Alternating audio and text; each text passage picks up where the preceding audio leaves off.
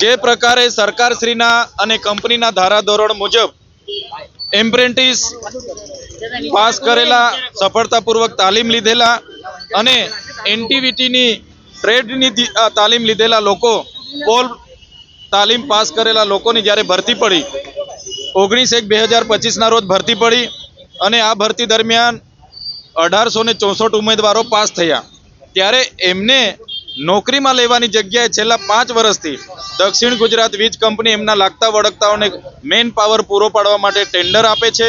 એમના લોકો એમના સગાની પૈસા લઈને ભરતીઓ કરે છે.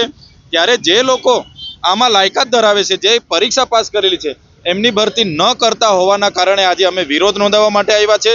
આ 1864 જણની ભરતી થાય એ અમારી માંગણી છે. બીજું, દક્ષિણ ગુજરાત વીજ કંપની ટોરેન્ટો, અદાણી, અંબાણીને આપવા માટે સ્માર્ટ મીટરની યોજના લાવી છે, જેનો અમે સખત શબ્દોમાં વિરોધ કરીએ છીએ. ત્રીજું, દક્ષિણ ગુજરાત વીજ કંપનીના વિજિલન્સવાળા ગામડાઓમાં આવીને અને નાના નાના ઘરોમાં રેડ પાડે છે, ખેતરોમાં રેડ પાડે છે અને લાખો રૂપિયાના દંડ આપે છે. એનો પણ અમે સખત શબ્દોમાં વિરોધ કરીએ છીએ.